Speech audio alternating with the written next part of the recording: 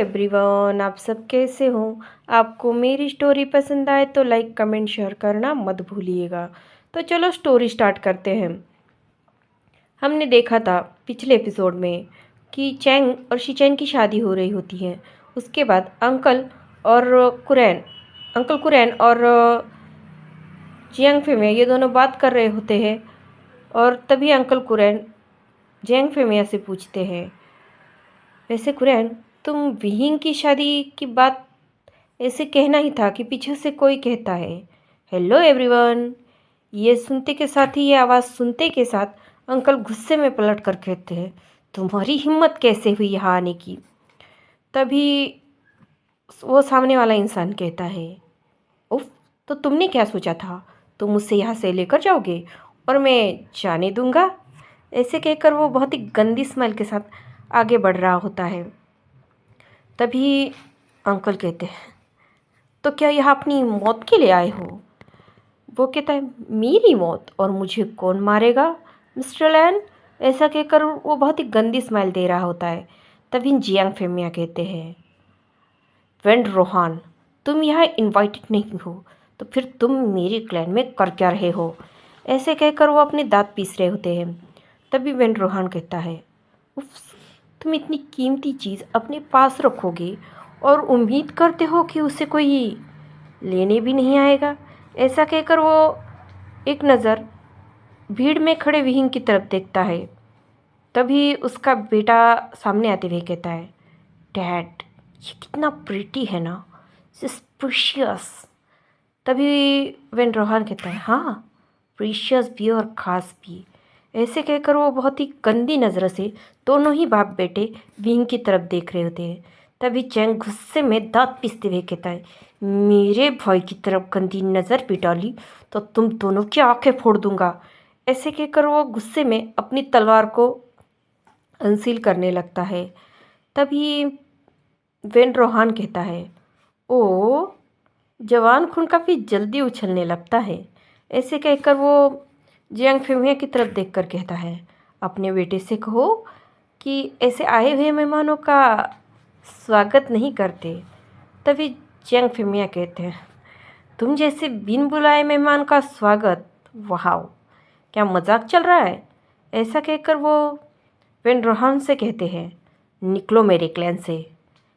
इसे गुस्से में जैसे ही वो कहते हैं, वेन रोहान तिमतिमाते हुए कहता है, बिल्कुल नहीं, जब तक मैं उसे अपने साथ नहीं लेकर जाऊंगा, उसे अपने बेटे की कंकुबाई नहीं बनाऊंगा, मैं यहाँ से कहीं नहीं जाने वाला। भले ही दुनिया या वो खुद भी उससे अनजान हो, पर मैं जानता हूँ कि सारी दुनिया का सबसे बड़ा खजाना है वो। ऐसे कहकर वो फिर से घूर कर उसी भीड़ में खड़े विहिंग की तरफ देखता है। विहिंग वियर्ड सी शक्ल बनाते हुए अपने मन में ही कहता है, क्या हो रहा है और ये बार बार मेरी तरफ क्यों देख रहे हैं। तभी विहिंग अपने डैड के पास आकर कहता है, क्या हुआ पापा, ये कौन है और ये इस तरह से क्या बातें कर रहे हैं कि खजाना, क्या क्या कहना चाहते ही हैं। तभी विंचाओ विहिंग के करीब आने लगता है।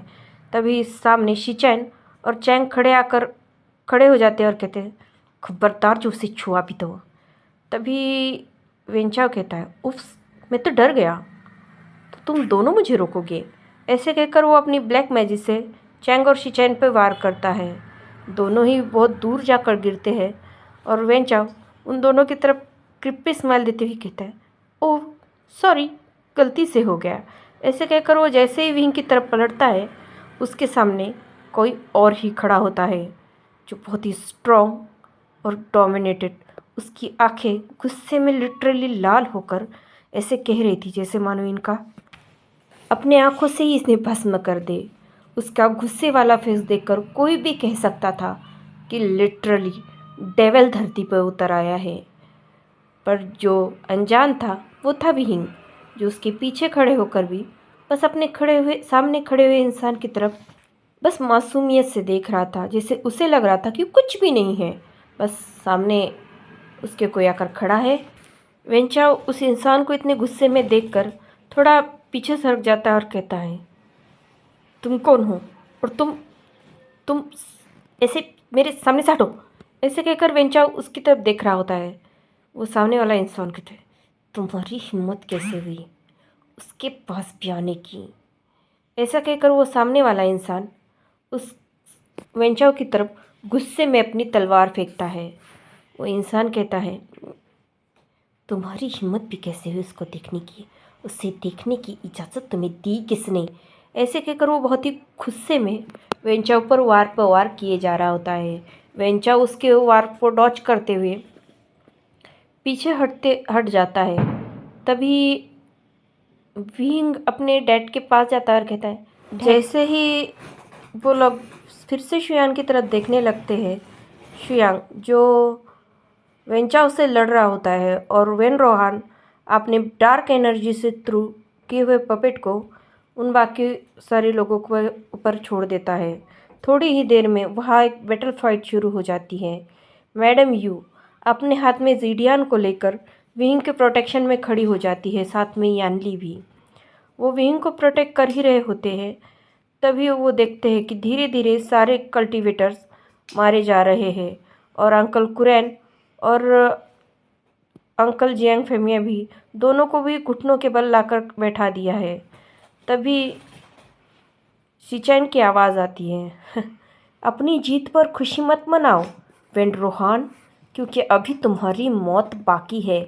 ऐसे कहकर शिचैन अपने पैरों पर खड़े होने की कोशिश करते हुए कहता है, तुम नहीं जानते तुमने किसे आकर छेड़ा है। तभी वेंचाओ कहता है, ओ तो तुम बताओ हमने किसे छेड़ा है और अब इससे हमसे कौन बचाएगा। ये तो ओमेगा, और ये कैसे बचाएंगे।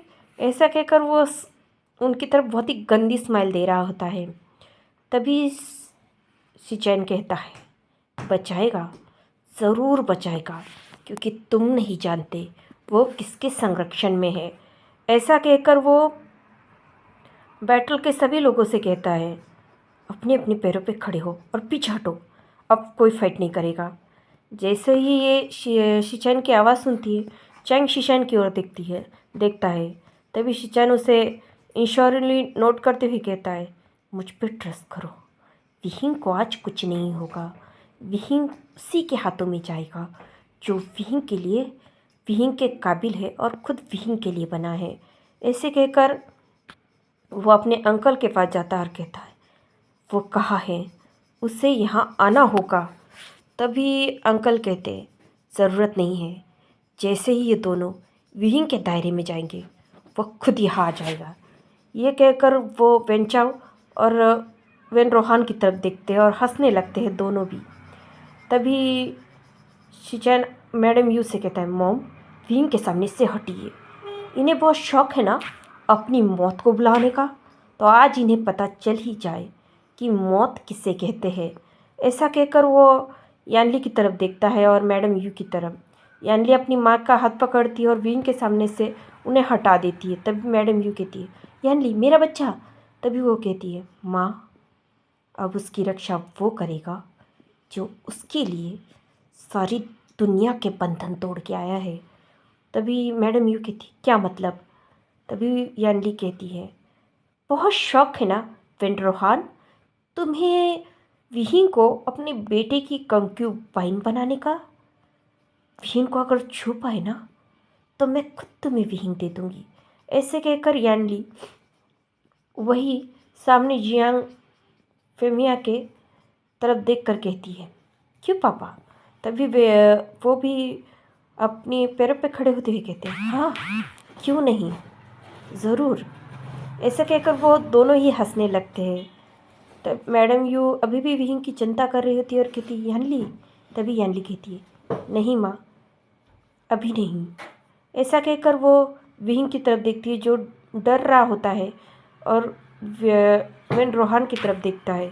तभी यानली कहती है, विहिंग आंखें बंद करो और उसे याद करो जो हमेशा तुम्हें सपनों में आकर डराता है। ये सुनने के साथ ही विहिंग कहता है, गोल्डन आई। तभी यानली कहती है, हाँ आंखें बंद करो बाबा। विहिंग अपने आंखें बंद कर कर वही खड़ा रह जाता है।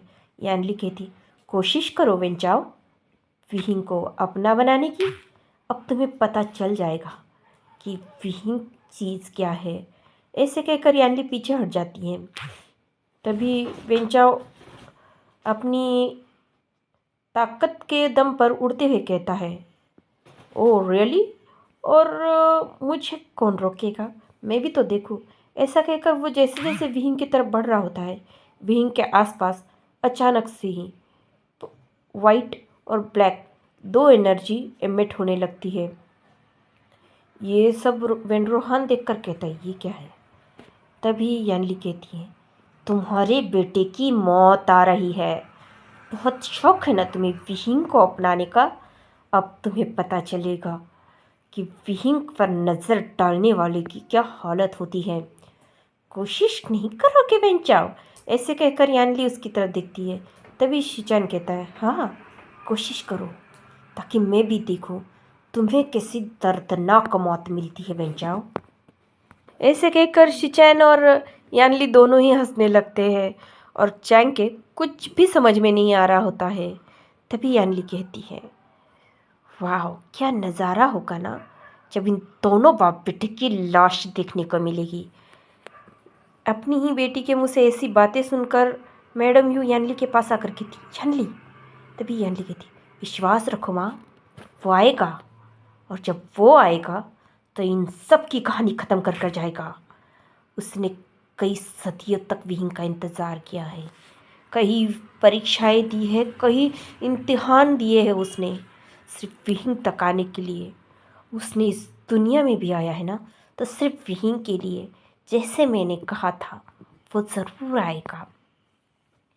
ये सुनते ही मैडम यू थोड़ी देर सोचती है और कहती है, बस मेरे बेटे को कुछ ना हो। तभी यानली कहती है, वो अगर आपका बेटा है तो उसका ओमेगा है। ऐसे कहकर फिर से वो विहिंग की तरफ देख रही होती है, जो आंखें बंद कर कर अभी भी उसी पोजीशन में बैठा होता है। जैसे ही वेंचाओ विहिंग को छूने ही वाला होता है, अचानक से एक बिजली की रफ्तार से एक तलवार आकर सीधा वेंचाओ का हाथ काट देती है। ये देखते के साथ ही यानली हंसते हुए कहती है, उफ्स, ये क्या हो गया। वेंचाओ जिस हाथ ने विहिंग की तरफ बढ़ गया था वो तक कट के अलग हो गया। वेंड्रोहान इधर उधर देख रहा होता है कि ये तलवार कहाँ से आई, और वही वेंचाओ ज़मीन पर अपने हाथ को पकड़े तड़प रहा होता है। यानली कहती है, मैंने कहा था ना, जो विहिंग को छुएगा वो जान से जाएगा। ऐसे कहकर यानली, शिचैन और पूरी लैन कुरैन तीनों ही हंस रहे होते हैं। लैन कुरैन कहते हैं, वेलकम बैक डेवल, तुम्हारी ही कमी थी। ऐसे कहकर वो आसमान में देखते हैं, जो वाइट रोब में जैसे मानो कोई हेवन का गॉड उतर रहा है। विहिंग भी अचानक से आंखें खोलकर देखता है तो उसके सर के ऊपर मिस्टर लैन वांगजी होते हैं। वो हल्की आवाज़ में कहता है, लानसान। ऐसे कहने के साथ ही वांगजी अपनी आंखें खोलता है और सीधा विहिंग के सामने आकर